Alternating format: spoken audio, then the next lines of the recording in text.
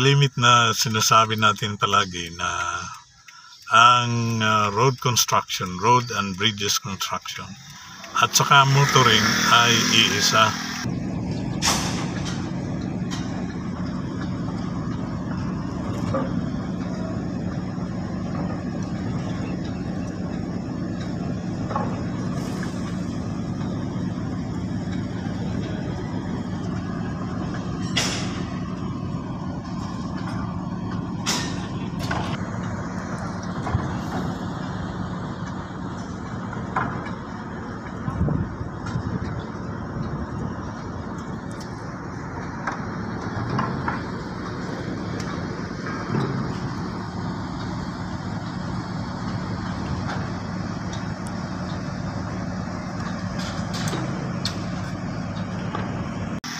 Kaya, di tayo nagdadalawang isip na mag-vlog ng road construction at saka motoring, kung saan ang hilig natin ay hindi nalalayo sa isa't isa. At ang motoring industry nga, ang automobile industry at saka ang road construction, bridges construction, horizontal and vertical construction, ay iisa lang yan. Iisa lang ang buhay niyan.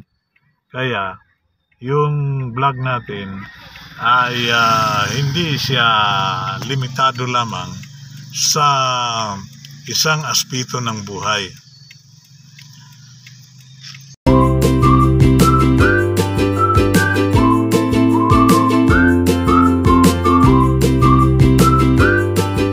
Meron pa akong isang karanasan na gusto kong ibahagi sa inyo lahat, mga kapatid.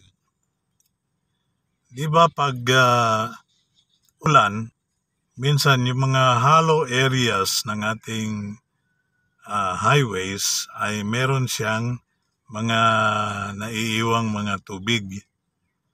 Ngayon, kung meron kayong makitang tubig sa highway, daanan ninyo, huwag ninyong iwasan.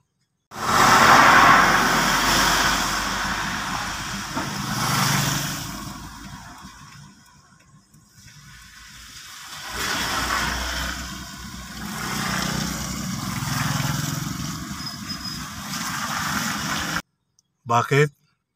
Kasi nga, lalo na sa highway driving, pag mainit ang panahon, ay ang unang umiinit, bukod sa makina, ay yung ating mga gulong. So, pag nakadaan ang tubig yan, ay gumiginhawa ang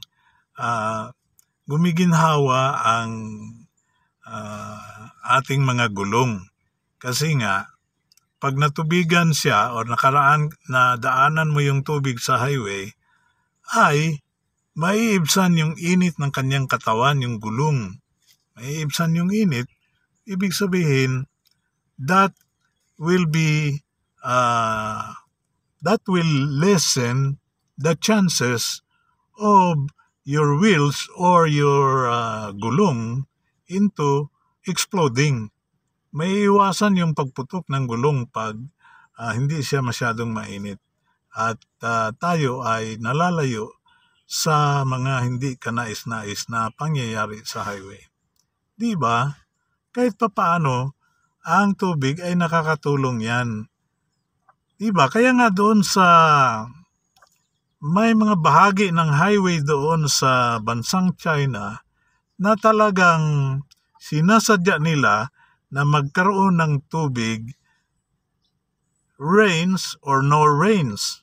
Kasi nga sa highway, pag dumadaan doon yung mga malalaking truck, yung mga nagbibiyahe ng highway or mahabang biyahe, yun, ang init ng gulong ay naiibsan kasi pinapadaan nila sa bahagi ng highway na may tubig, kung saan ito ay sinasadyang gawa na magkaroon ng tubig para ang mga gulong ng mga sasakyan doon ay maiibsan yung init ng gulong. At saka hindi ba, it's also, to think about it, it's a conventional wisdom na pag ang gulong mo ay hindi masyadong naiinitan, ito ay mas mahaba ang kanyang buhay at ikaw ay nakakatipid sa isa sa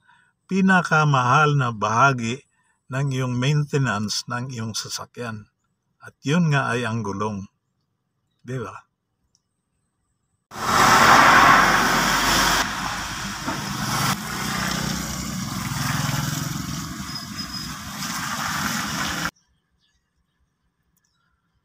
So is it any wonder that your car can bring you anywhere you want to go and back home? It can bring you back home.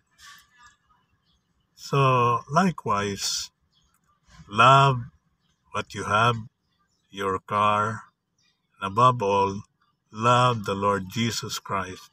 Love God, the Lord Jesus Christ, above all, with all your heart, mind, body, and soul.